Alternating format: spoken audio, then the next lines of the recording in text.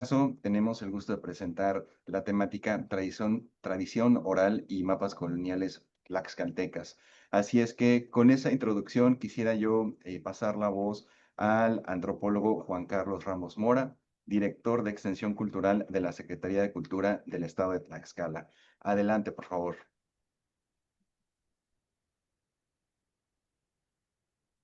No se encuentra el antropólogo, pero yo con todo gusto, si me lo permite, mi querido cónsul Lee, tomo la palabra en representación del gobierno del estado de Tlaxcala, la Secretaría de Cultura y el Museo de la Memoria. Pues agradecemos esta invitación y también ser partícipes de todas estas charlas que el doctor Raúl Macuil Martínez, en compañía con con el equipo de la doctora Catalina UNAM Tucson y por supuesto el mismo su misma representación, pues tienen a bien dar a conocer todos estos antecedentes históricos, toda la investigación que el doctor ha también plasmado, ¿no? Le agradezco. Muchas gracias. Es un gusto para todos poder contar con la presencia de usted. Y ahora le pasaría la palabra al doctor Francisco Martínez Hernández, director del Museo de la Memoria de Tlaxcala, por favor. Gracias, doctor. Digo, gracias, mi querido cónsul Lee. Ya di el Sí, mensaje. Muchas Ah, gracias. sí, mil disculpas, fue mi equivocación. Entonces, doctora ¿te toca a Catalina. mí? Muchas gracias a todos. Hoy ha sido un día complicado, no sé por qué, pero como siempre, estamos muy felices de recibir al doctor Raúl Macuil, que además de que nos va a dar la plática hoy, es quien ha coordinado toda esta serie de pláticas eh, sobre Tlaxcala. Creo que todos los que lo hemos escuchado hemos aprendido muchísimo. El doctor Macuil es licenciado en Historia por la Facultad de Filosofía y Letras de la Universidad Autónoma de Tlaxcala y doctor en Arqueología por la Facultad de Arqueología de la Universidad de Leiden en los Países Bajos. Es paleógrafo y traductor de documentos coloniales escritos en lengua náhuatl, de la cual es hablante en su variante dialectal de Tlaxcala. Es coordinador del Centro de Investigaciones Históricas y Culturales de la Secretaría de Cultura del Gobierno del Estado de Hidalgo y es miembro del Colegio Estatal de Académicos del Doctorado de la Universidad Pedagógica Nacional en Hidalgo. En el 2018 fue asignado como profesor honorífico asesor nacional por la Universidad Autónoma del Estado de Hidalgo. Eh, Justamente la primera plática que tuvimos con el doctor Macuil fue un poco sobre este tema y creo que es algo de lo que nos ha apasionado más. Por favor, doctor Macuil, estamos ansiosos por escucharlo nuevamente. Pues muchas gracias, gracias por la presentación, gracias doctora, gracias cónsul Lee, gracias doctor Francisco del Museo de la Memoria del Estado de Tlaxcala y gracias a todas y todos aquellos que nos siguen acompañando en este ciclo de conferencias. Lo que yo les voy a presentar a continuación, pues es un trabajo que a mí me gusta mucho, que le he denominado Tradición Oral y Mapas Coloniales Tlaxcaltecas. Esto en relación a que, pues si bien me dedico a la investigación en documentos escritos en la lengua náhuatl, también a la par eh, me toca encontrarme documentos en pictográficos. Esto también se debe a los recorridos que he estado haciendo en varias comunidades y municipios del estado de Tlaxcala. Pero, ¿qué es lo que vemos representados en los documentos coloniales? Esto que fueron generados por las comunidades. Este es un lenguaje ritual, es un lenguaje ceremonial, es lo que en la lengua náhuatl se le llama como la palabra florida, como Insochetincuicatl, la palabra sagrada.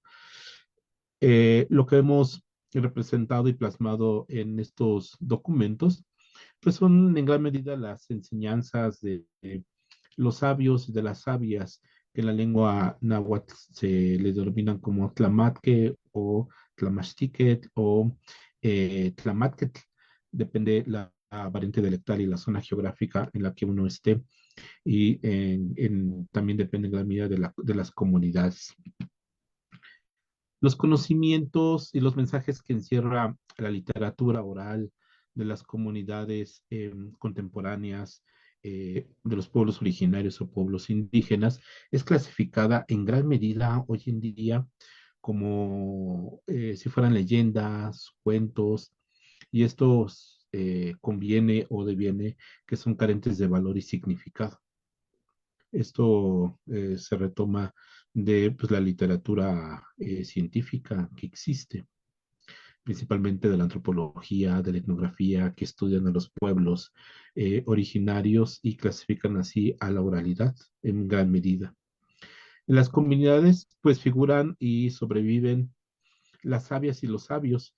Ellos guardan desde hace ya bastantito tiempo la sabiduría y la palabra sagrada, esto por la transmisión del conocimiento de los papás o las mamás a sus hijas o a sus hijos, y así sucesivamente se ha conservado una parte de la memoria oral de las comunidades. Los tlamatque pues son hombres, son mujeres y hombres sabios y sabias, y ellas y ellos tienen las facultades hasta hoy en día de entablar comunicación con los ancestros mediante los discursos sagrados, los sueños, las ofrendas, y también en algunos pueblos y comunidades con el toque del teponazli, que es un tambor vertical. Estos discursos son dirigidos y son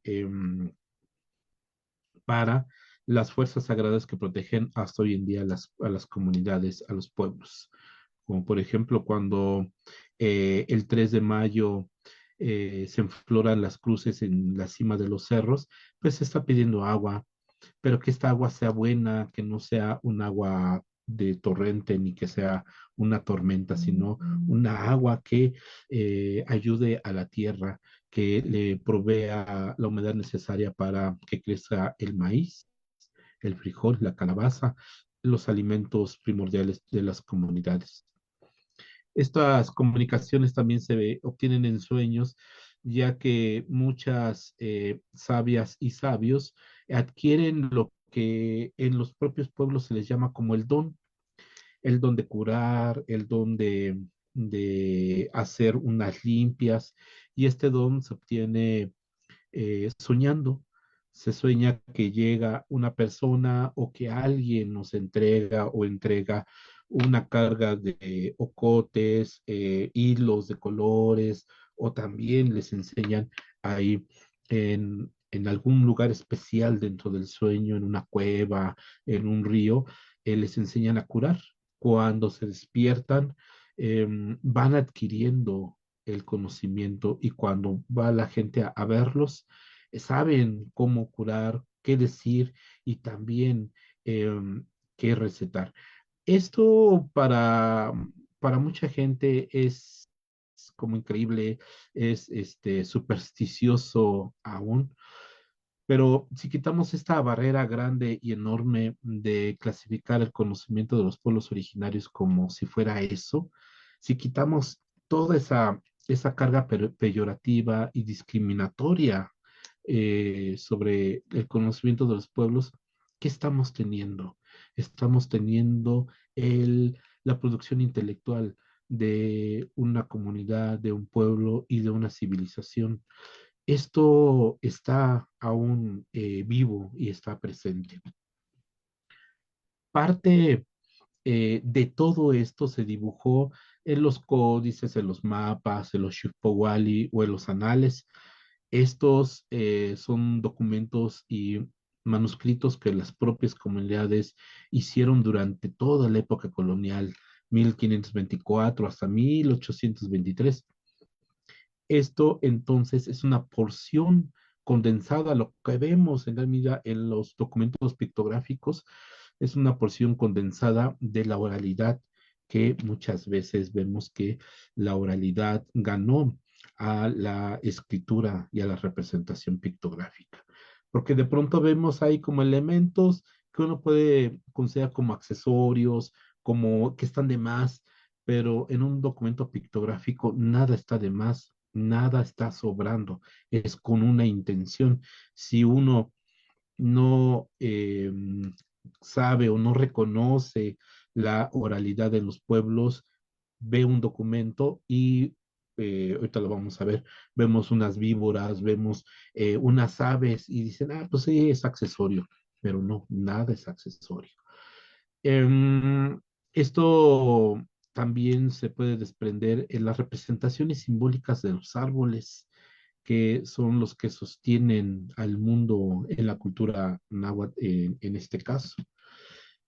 En la literatura oral de las comunidades, o como dijera nuestro compañero y amigo Oscar Baños Huerta, la oralitura, eh, se refiere a, se refieren a los cerros como grandes depósitos de alimentos, en cuyo interior pues se encuentra el maíz, que es el maíz sagrado, es el alimento sagrado para los pueblos desde hace muchos, muchos años. Estos depósitos siguen nombrándose como cuexcomates o sincalcos. Son contenedores de el maíz, literalmente sincalco se traduce como la casa del maíz.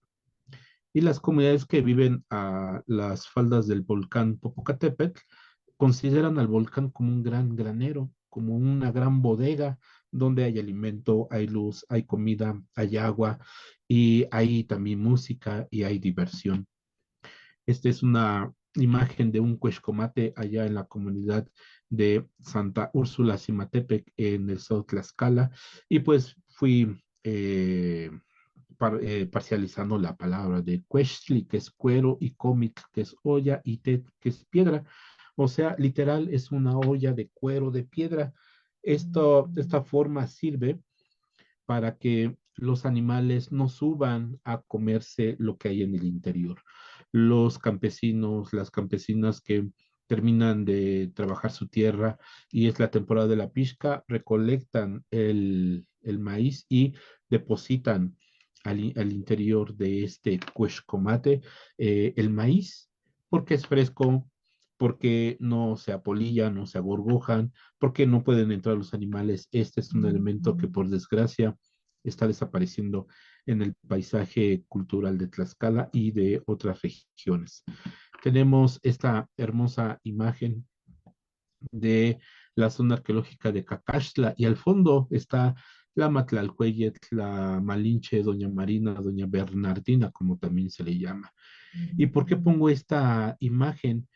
Porque resulta que en la zona arqueológica de Cacaxtla y Xochitecatl, pues tenemos otro cuexcomate. La intención de hacer los cuexcomates es como reproducir el cerro sagrado, el que contiene la vida, el que nos da los alimentos. Y pues agradezco a Andrés Pérez Escobar por proporcionarme esta foto que está en la zona arqueológica de Cacaxtla y Xochitecatl, en los murales que están ya en la propia zona, en donde está el gran basamento. Vemos acá a un individuo que está pintado de negro. Cuando vemos estas representaciones de gente que está pintada de negro, se sabe que eran sabios, que ellos tenían también el poder para hablar con la naturaleza, tenían poder para hacer ofrendas y también curar. Pero lo que en este caso y en esta ocasión lo que nos interesa es hablar sobre la cueva como contenedora de vida y de los alimentos. Vean ustedes, esta es una mata de maíz, ya está crecido y esta es la conversión pictográfica, estas como bolitas, de la entrada a una cueva. Es decir, el maíz está custodiando la entrada a la cueva en donde está este personaje ataviado con alas de ave y con un yelmo de ave y está parado sobre una víbora, que esta víbora, si ustedes notan bien, le voy a hacer un acercamiento, pues es una víbora emplumada, es una víbora de Quetzal, es Quetzalcóatl, en los murales de las pinturas de Cacaxtla y Xochitecatl.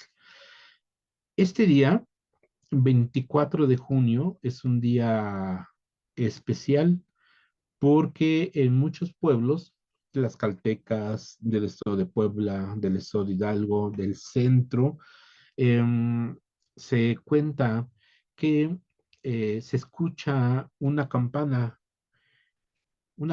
que es de oro, y esta campana está dentro de un cerro, y este cerro es custodiado por una gran víbora con cuernos en la cabeza, que es la Mazacoatl. Este día de San Juan Bautista se abren los cerros, a lo que se les ha llamado como los encantos. Se abre un cerro y uno puede ver luz, agua, comida, fiesta.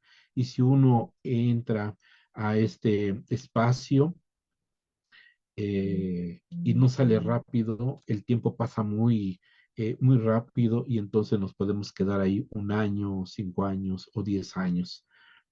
Hay gente que narra que se ha quedado atrapada en este espacio, y para ellos pasan, no sé, 20 minutos, media hora, pero para afuera ha pasado demasiado tiempo.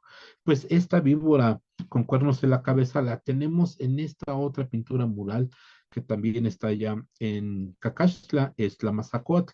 Y si ustedes se dan cuenta, de nuevo tenemos al maíz que está custodiando la cueva, donde al interior está otro personaje que es sabio, que está ataviado con piel de jaguar, y la víbora enorme con esta piel de jaguar, pero también, si ustedes pueden notarlo, pues tiene cuernos en la cabeza, es la Mazacoatl. Esto está en las pinturas murales, y si uno va a verlas y no tiene este contexto de las narraciones de la oralidad de los pueblos, pues se nos hace así como muy bonito, como fantástico. Pero si uno va conectando la oralidad con lo que podemos ir viendo, entonces lo que estamos viendo toma otras dimensiones. No es que todo fluya y todo embone, no, porque tenemos 500 años de olvido, de desprecio, de marginación, y eso va produciendo que los pueblos olviden y guarden y borren el conocimiento que tienen en sus rostros y en sus corazones. Como por ejemplo esta imagen. Los ancestros aún viven y siguen viviendo en los lugares donde hoy habitan los pueblos originarios. Aquí está la Mazacoatl, la víbora venado.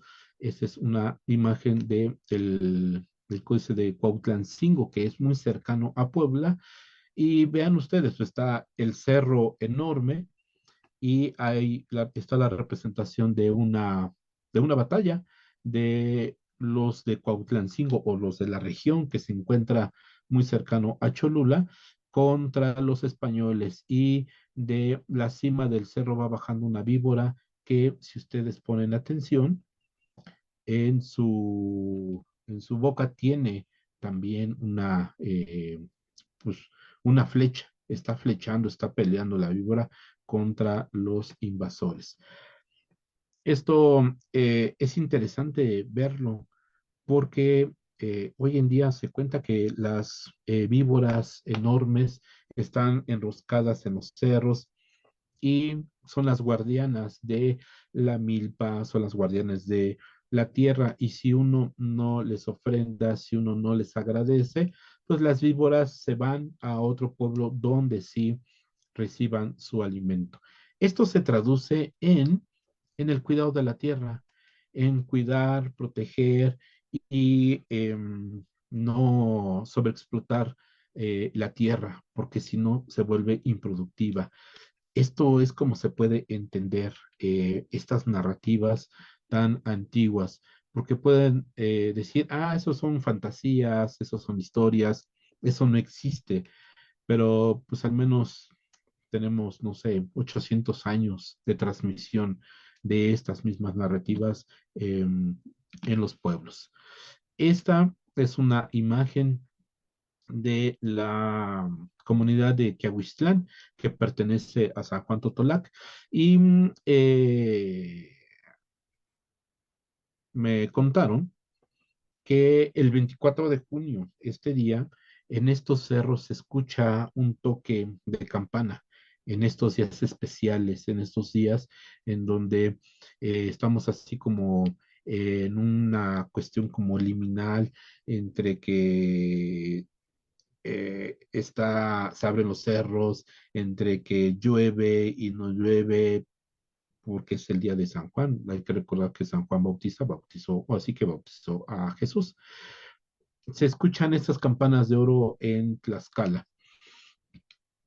Eh, cuando los adultos mayores narran esto a las nuevas generaciones, los jóvenes no creen y ponen en tela de juicio todo lo que se les dice porque estamos acostumbrados a esta cuestión de comprobar.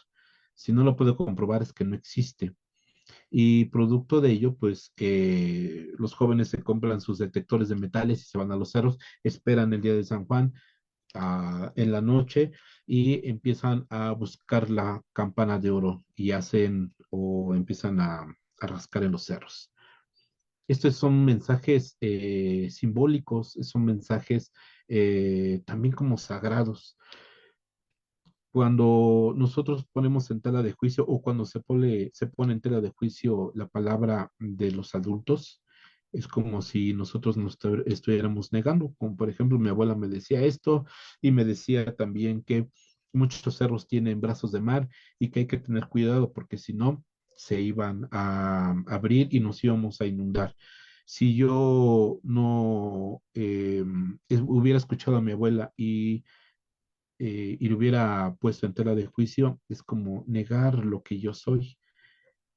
Entonces, estas narrativas ya hubieran desaparecido.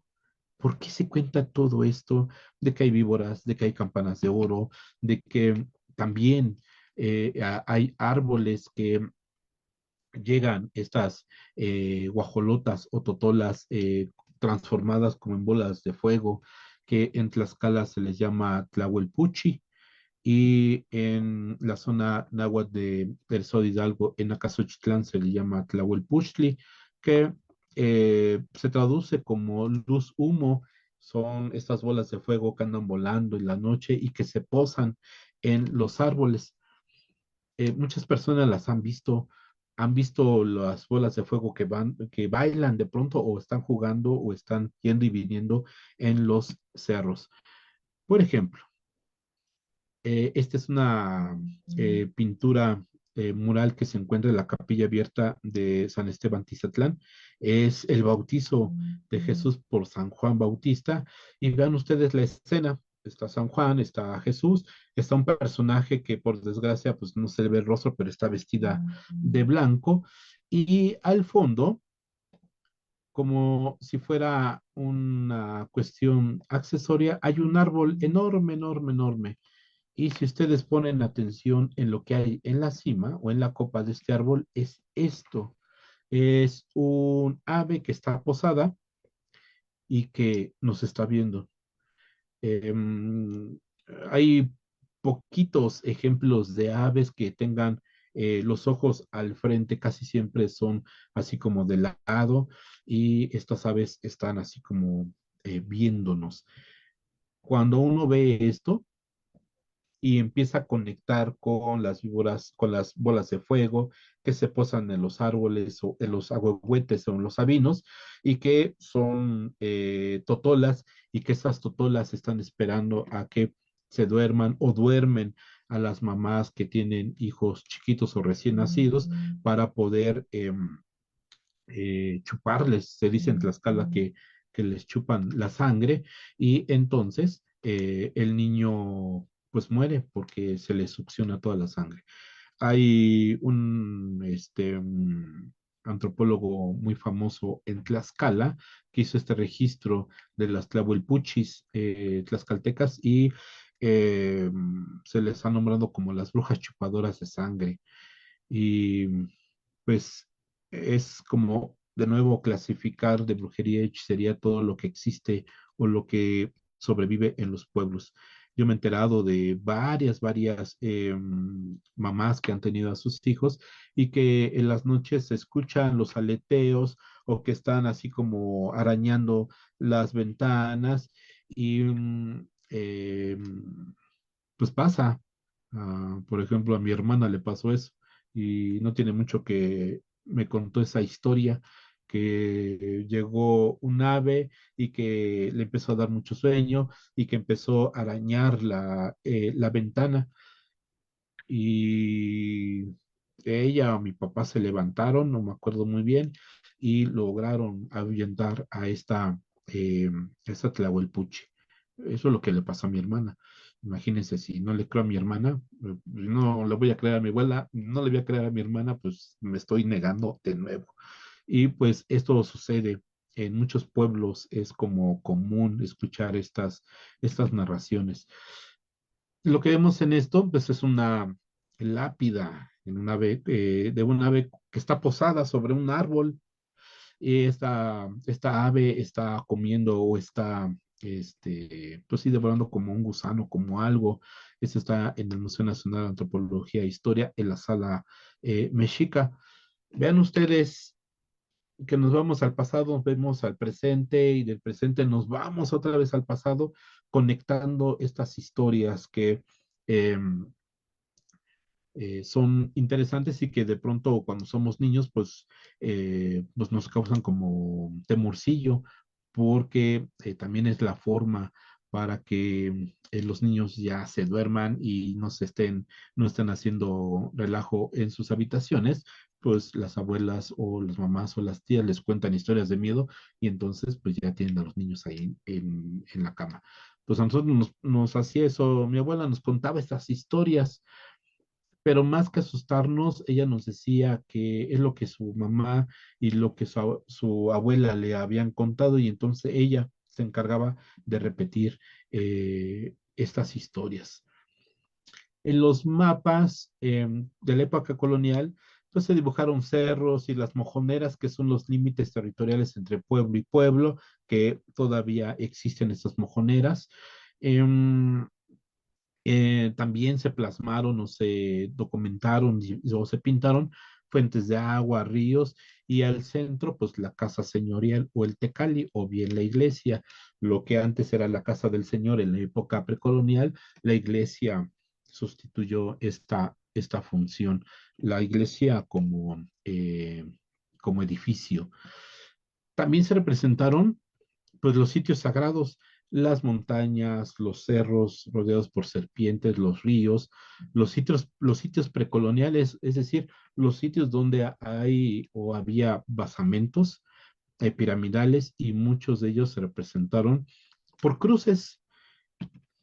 Por ejemplo, este es un detalle del mapa de San Miguel Xochitecatitla de 1632 y resulta que estos dos cerritos es lo que hoy se le denomina la zona arqueológica de Cacastle y Xochitecatl.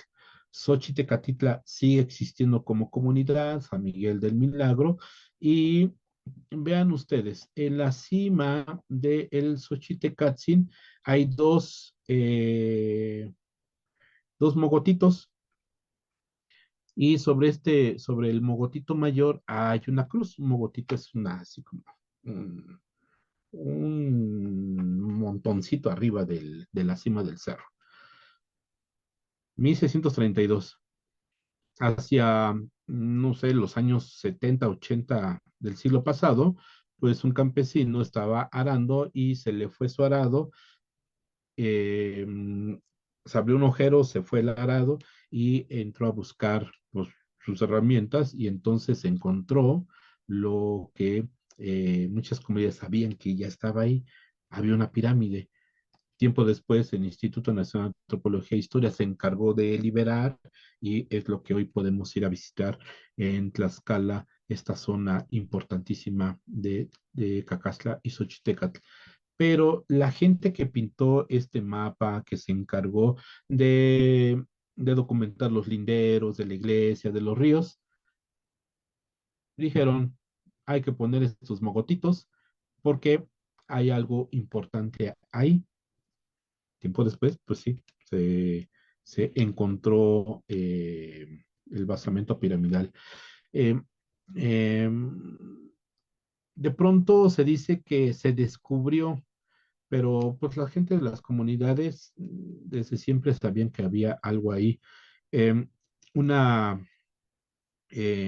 una narrativa que me acuerdo ahora es que antes que se encontraran los restos de este gran e impresionante basamento de Incacasla, la gente de las comunidades alrededor decían que el cerro brillaba y que de la cima del cerro bajaban unos perros enormes hacia el pueblo, le daban la vuelta a toda la comunidad y después se regresaban hacia el cerro.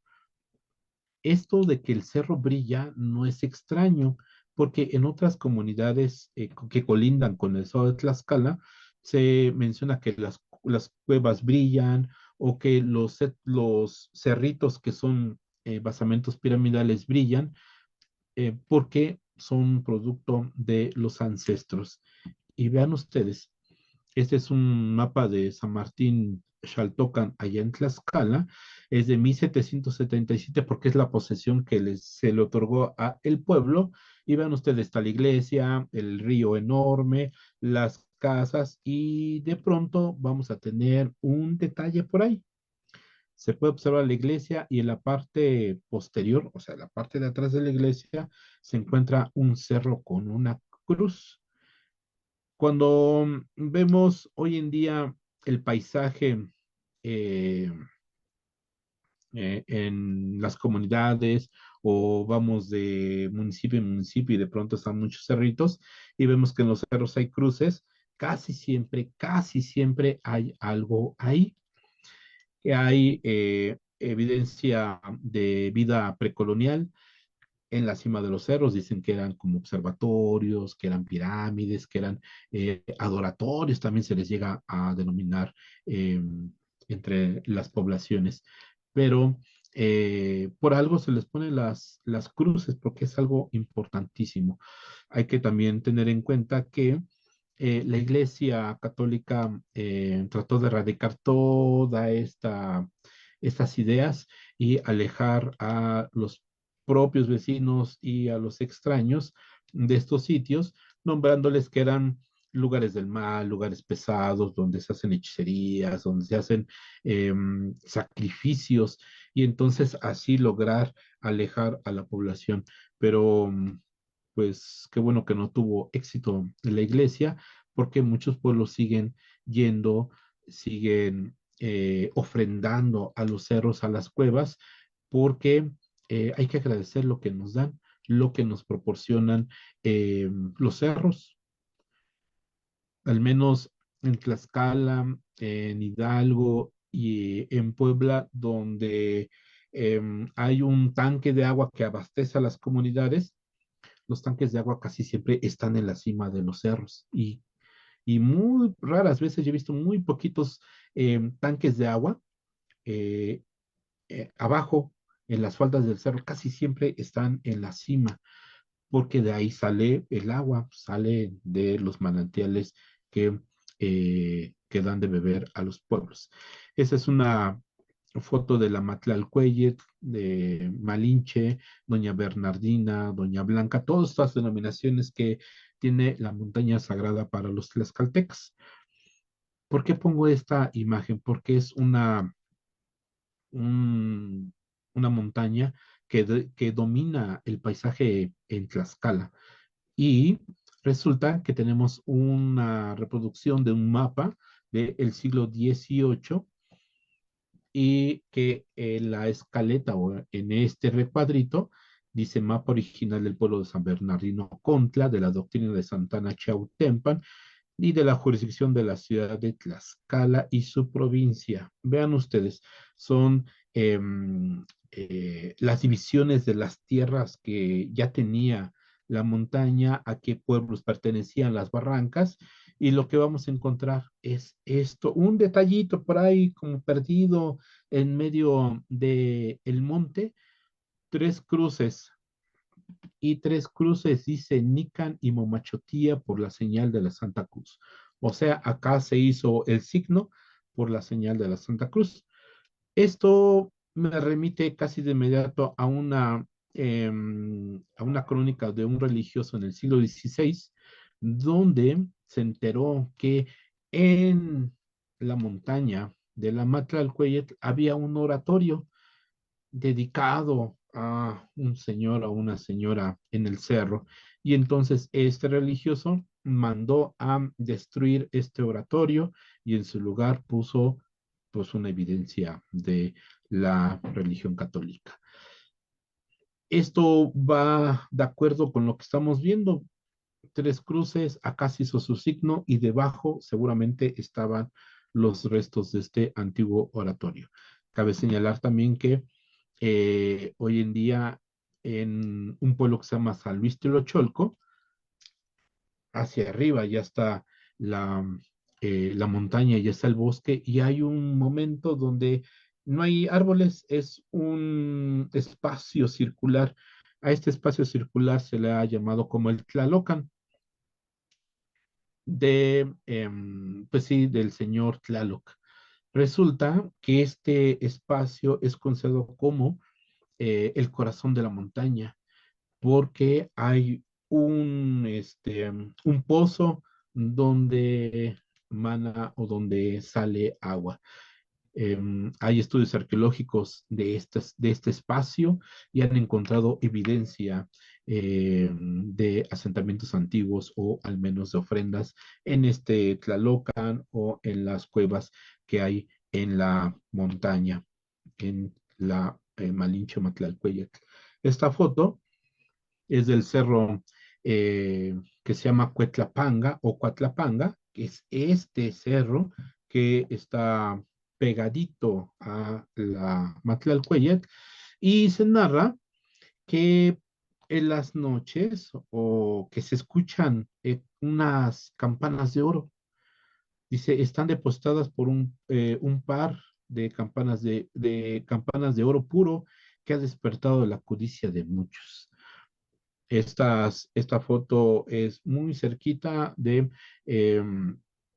San Luis de Teacalco, allá en Tlaxcala. Entonces, vamos conectando la oralidad con el paisaje de Tlaxcala y con las evidencias de los documentos. Y vean ustedes, tenemos en este mismo mapa que veíamos el cerro de Cuatlapanga, que acá dice que pertenece a Coajomulco y en esta glosa se puede leer pueblo de San Antonio Coajomulco que pertenece al de Huamantla.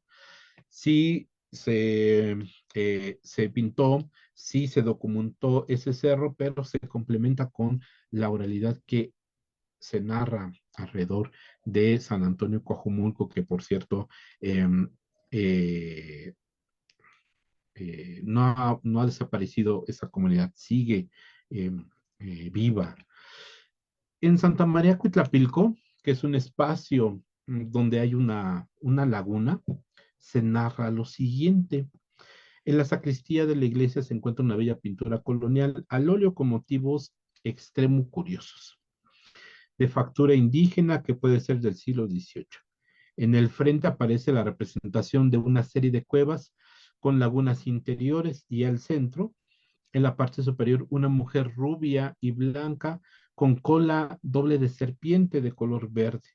Al centro se ve una especie de niño con rasgos occidentales, aparentemente un pequeño nahual de piel blanca y que porta una lanza con actitud de cacería y que lleva puesto un yelmo en forma de cabeza de águila. El reverso de este mapa parece ser del siglo XVI. En la parte superior se pintó a un fraile con una serpiente a sus espaldas sobre un cerro.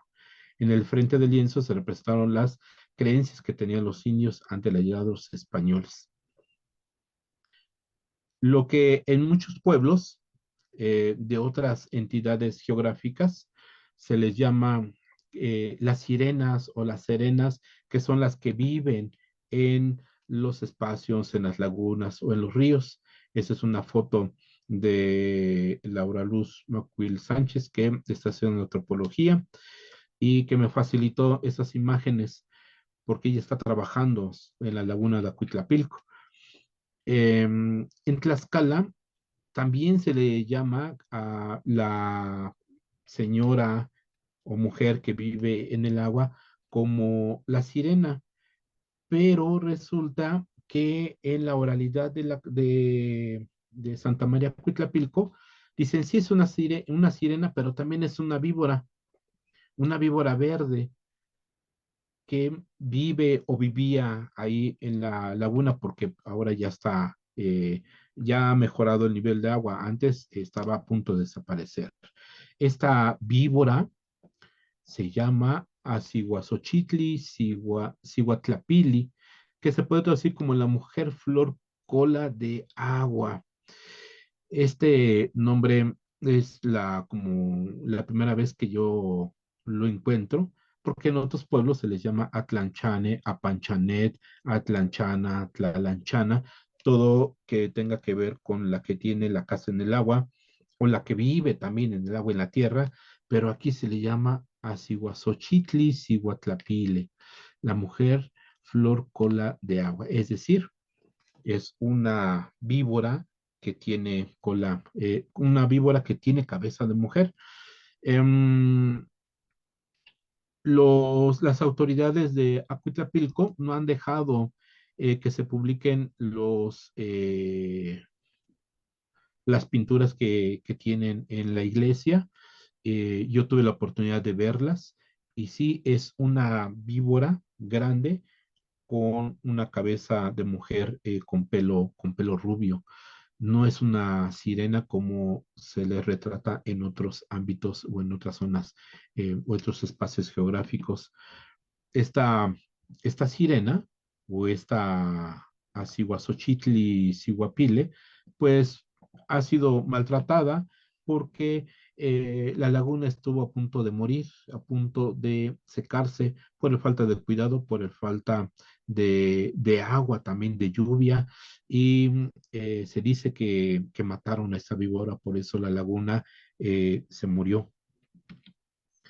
Este es el cerro de Tlatlauquitepec, de allá de San Simón Tlatlauquitepec, de la comunidad donde se me dio la oportunidad de dar un taller de transcripción de documentos coloniales en náhuatl y en español.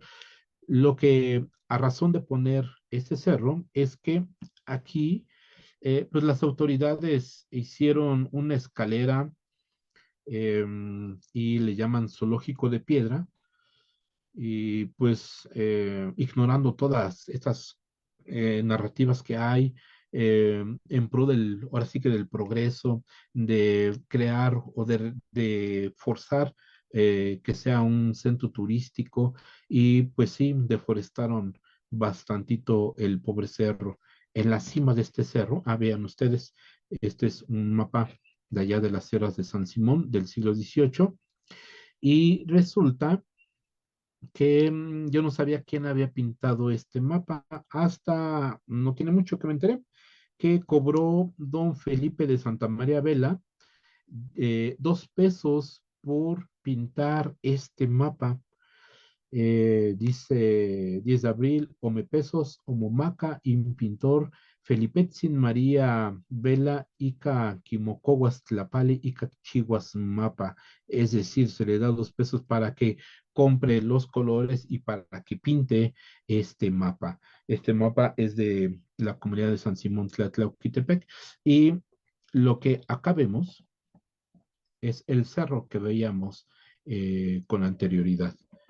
Vean ustedes, es hermoso, hermoso este lienzo que retrata pues, a los personajes principales de San Simón, a la gente que se fue a España en el siglo XVI, a los religiosos, tenemos aquí este, al licenciado don Juan Díaz, que fue, según las crónicas, el primero que hizo una misa, al gobernador Valeriano Quetzalcóatzin, que él fue hacia la Gran Chichimeca a conquistar y a pacificar eh, esta porción de tierra enorme que ahora es el norte.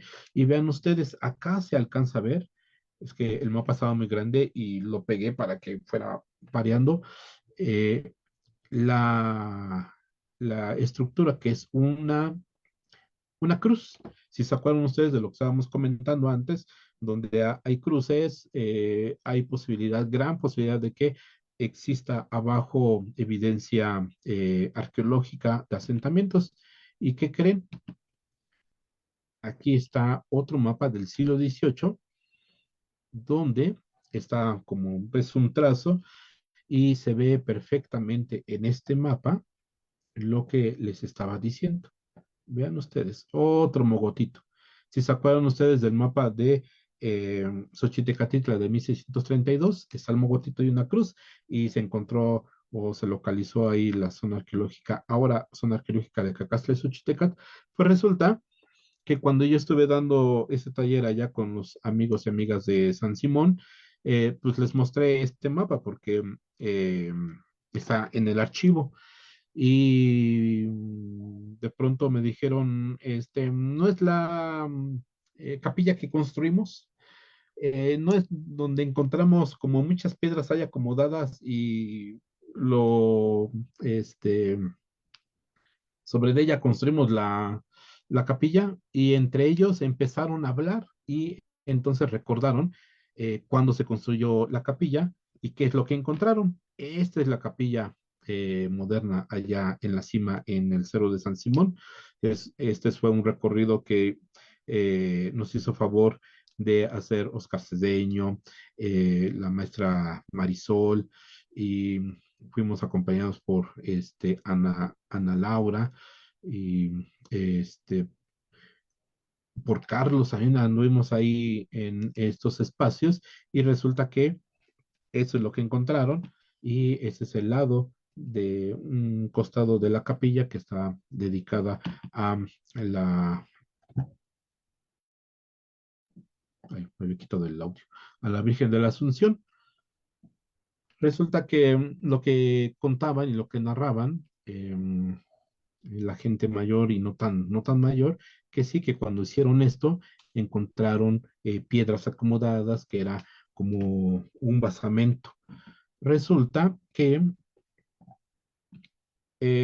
a un lado, y ya casi para terminar esta plática, a un lado de la capilla se encuentra esta piedra.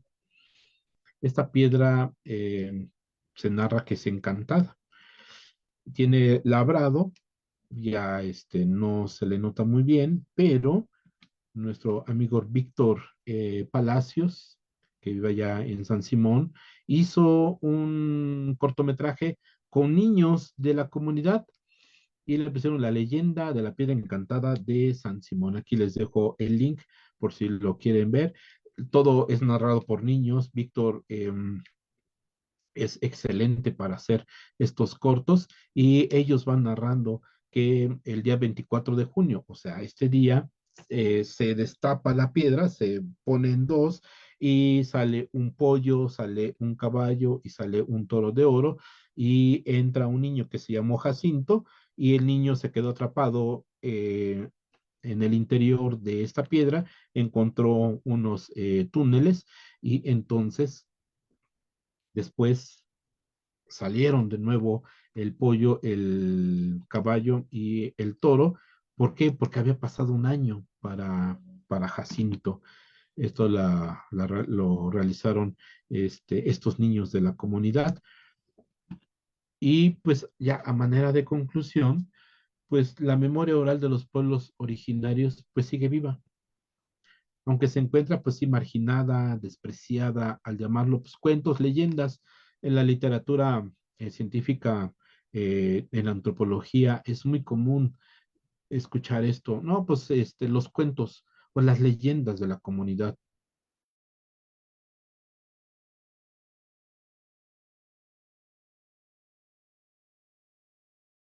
como producto intelectual que ha sobrevivido al paso del tiempo.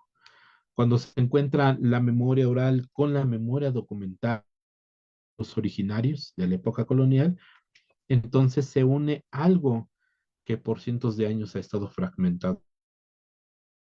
Hay que recordar que cuando llegaron los españoles, se encargaron de eliminar en gran medida la presencia de la élite gobernante y por ende de la élite intelectual. Y también se encargaron de quemar los libros antiguos. Los pueblos rehicieron sus libros, se entendieron las condiciones que imperaban durante la época colonial y entonces ahí tenemos presente lo que hemos estado hablando. Y entonces la memoria oral y la documental forman parte esencial de nuestra identidad, de quiénes somos nosotros, de quiénes fueron nuestros ancestros también y qué es lo que narran y cuentan aún los adultos mayores de los pueblos y de las comunidades. Y pues, Mircla Sokamati Maguizotzin, muchas gracias a todas y todos y dejo de compartir mi pantalla. Muchísimas gracias, Raúl. Maravillosa plática y muy emotiva también. Nos manda Lidia algunos comentarios que están en el Facebook. Edith Lima pregunta, ¿las cruces son elementos de marcas de poder para señalar que el cristianismo gana al supuesto mal presente en lo precolonial o como símbolos ocultos para dejar pistas a generaciones posteriores sobre embasamentos piramidales o referencias precoloniales? Pues yo creo que hay un poquito de los dos. Era como símbolo, pues sí, religioso de la imposición de la nueva religión sobre la religión antigua, pero también para recordar que debajo de esas cruces pues había cosas que se deberían así como guardar, que todo el mundo sabía, pero nadie sabía. Es decir, yo fui una vez a un pueblo y anduve preguntando por un instrumento y nadie me decía nada. Ya cuando me gané la confianza de la comunidad, me decían es que todos sabíamos, pero pues no lo quisimos decir porque no lo conocemos. O sea, todo el mundo sabe, pero no sabe. Y esto es casi igual.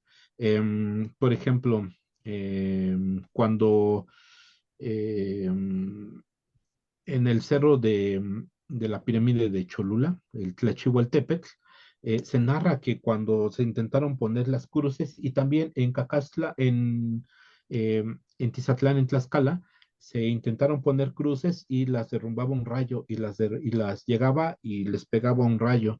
Entonces, ¿qué hicieron los religiosos? Rascar más hondo y ahí encontraban eh, vasijas, esculturas, y entonces se encargaron de tirarlas, de romperlas, y solamente así, porque es lo que se narra en estas crónicas, las cruces se conservaron paradas. Cuando vemos en el paisaje de los pueblos y comunidades originarias o de pueblos indígenas, la presencia de cruces sí es la presencia religiosa, pero también es, pues sí quedó, hay algo, ¿por qué el día de la Santa Cruz, que es el 3 de mayo, es tan importante para los pueblos?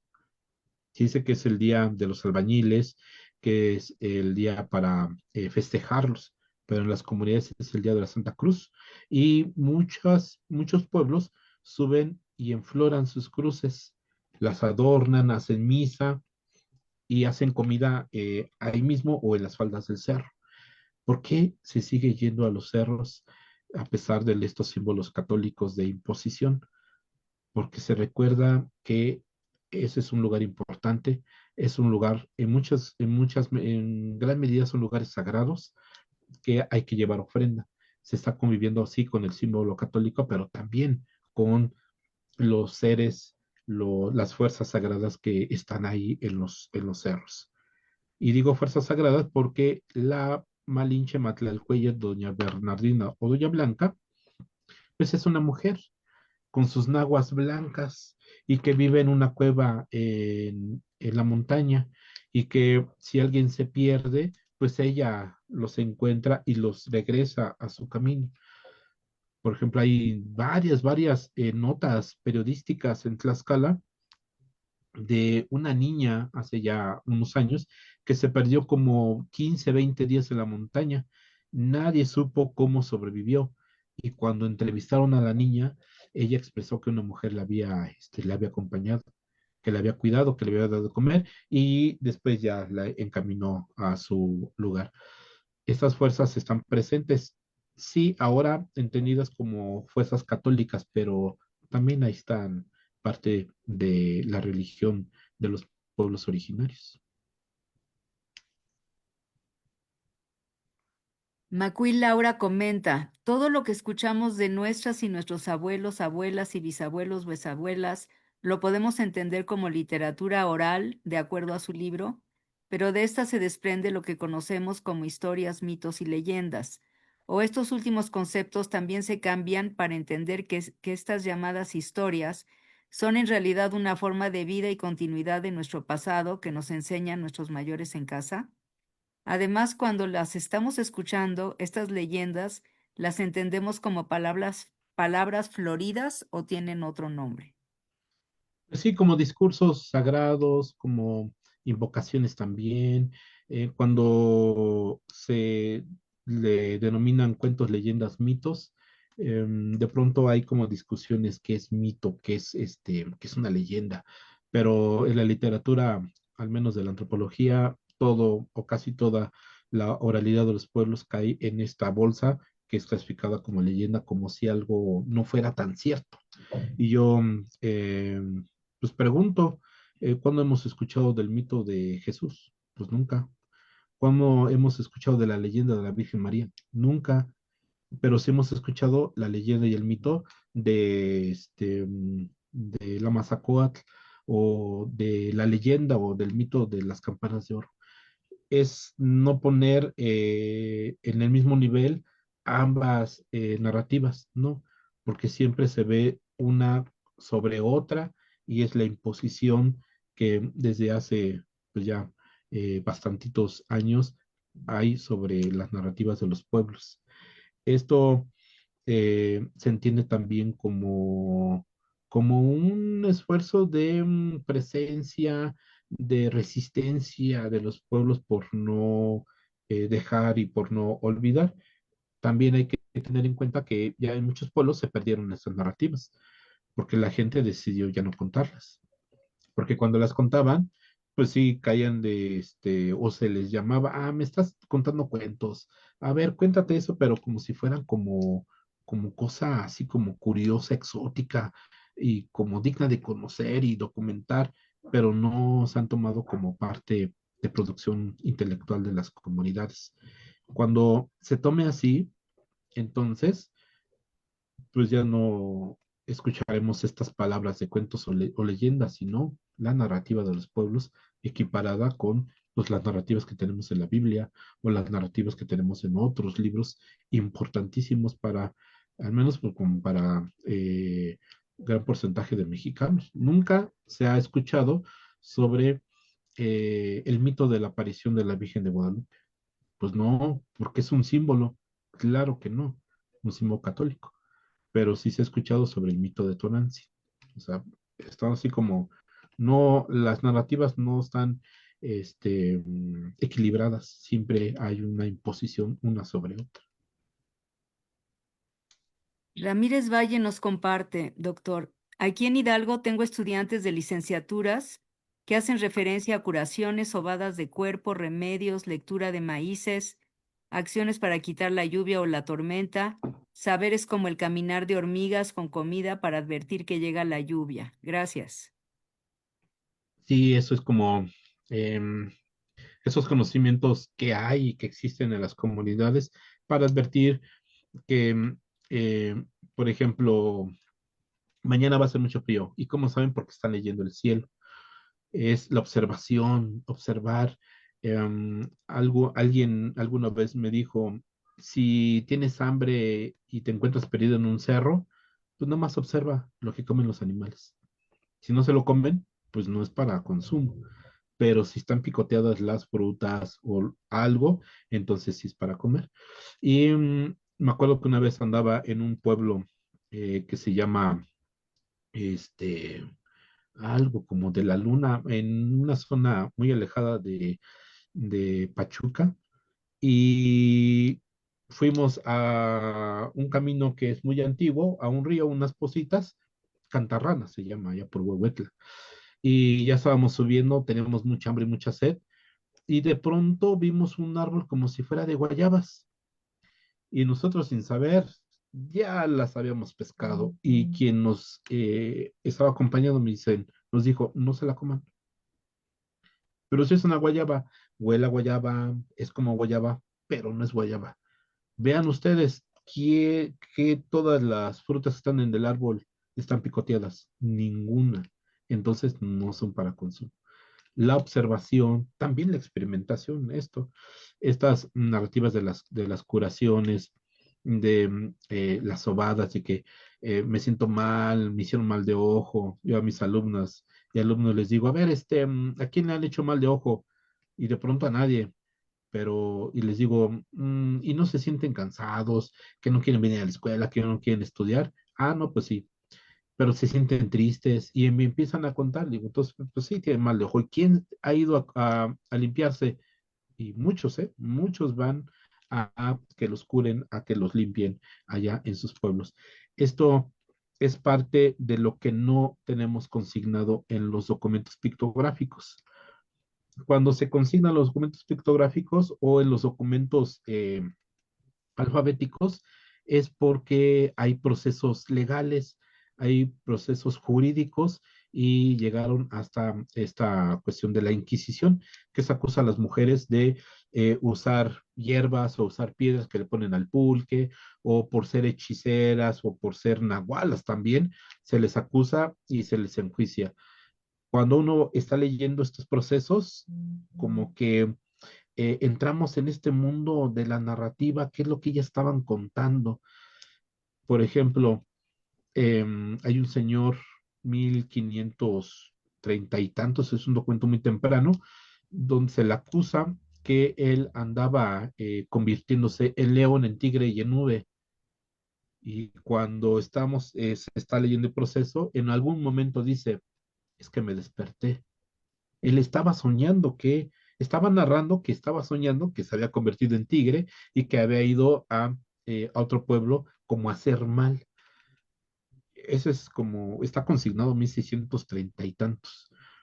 O también los señores y las señoras que pueden leer el cielo, los graniceros, los que controlan a las nubes. Por ejemplo, mi abuela tenía un tío que era conjurador, ella decía, que llamaba a las nubes y que hacía llover, y en un evento, no me acuerdo, en la Universidad Autónoma de Tlaxcala, hace como un año, 2 años, hubo un encuentro de graniceros de la zona del volcán del Popocatépetl, y estuvo lloviendo, estuvo nublado cuando estuvieron los graniceros. Cuando se fueron de Tlaxcala, pues salió el sol. O sea, ellos trajeron el agua y ellos se la llevaron. Y eso lo cuenta mi hermano y Laura Luz, que ella estuvo ahí. Y es como que hay cosas increíbles, pero pasan, suceden. Y el tío conjurador de mi abuela, él se iba a la montaña, a la Malinche, cuando había época de secas, y en un momento dado él encontraba verduras, o quelites, quintonailes, y se los comía. Regresaba y entonces tenía ya la facultad o el poder de llamar a las nubes para que cayera el agua. Esto a veces se consigna, a veces está como proceso inquisitorial de hechicería, pero casi no lo vemos en los documentos pictográficos. Es lo que escapó a la pictografía, pero quedó en la oralidad. Muchas gracias. Todavía tenemos una pregunta más. Oscar Baños nos dice, excelente conferencia. Tengo una pregunta, ¿por qué hay un vínculo tan cercano entre las víboras y los cerros? Porque a la víbora se le considera como la tierra, como el cuerpo de la tierra. Por ejemplo, está ahí en la sala mexica del Museo Nacional de Antropología está la señora Coatlicue, la que tiene las faldas de serpiente y tiene un collar de cráneos y de manos, manos y corazones. Ella es Coatlicue, la de las faldas de serpiente.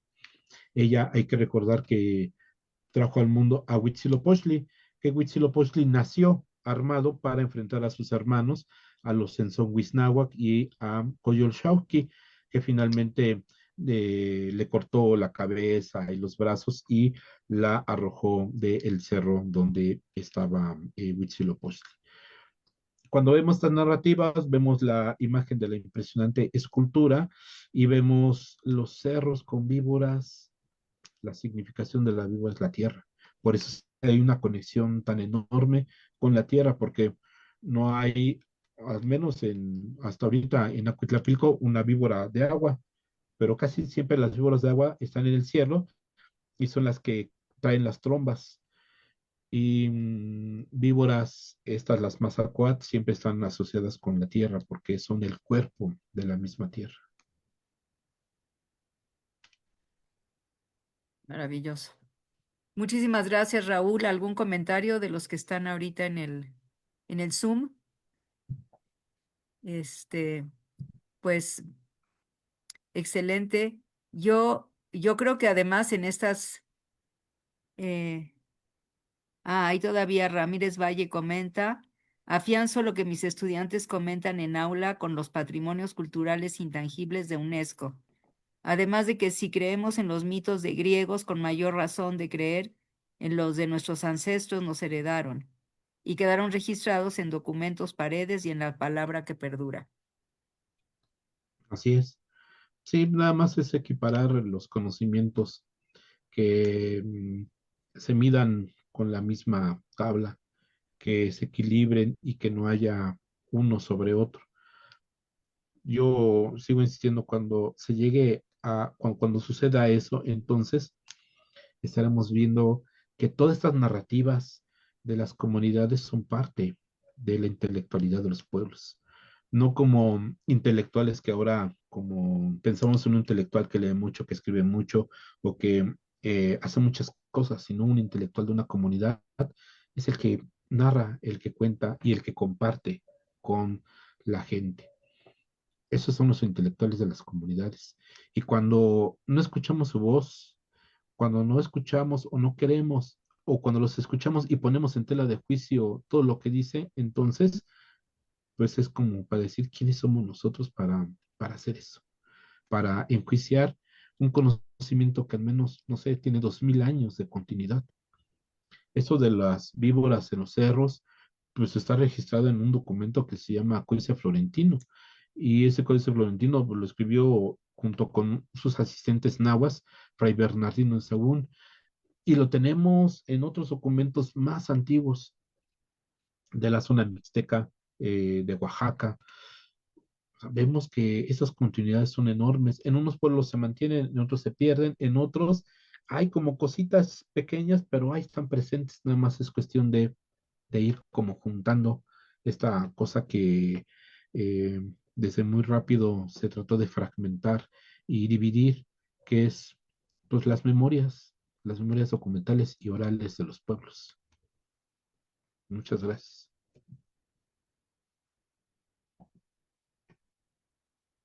Muchísimas gracias. Creo que es muy buen final. Le doy la palabra a Alexis Tadeo, que va a darnos las palabras de despedida. Adelante, Alexis. Muchas gracias, doctora. No, pues muchísimas gracias a todas y todos que nos sintonizaron hoy. De parte de nuestro cónsul titular, Fernando Sánchez, y nuestro cónsul adscrito, Lee Wong, le brindo mi agradecimiento al ponente de sus presentaciones, al doctor Raúl Macuil. La verdad es que, al igual que las sesiones anteriores, ha sido muy, muy interesante. Creo que este tipo de presentaciones no solo son educativas, sino que generan preguntas y dudas que ayudan al pensamiento crítico. Y qué mejor forma de alimentar nuestra educación con la historia de México, nuestro país. Así que muchísimas gracias.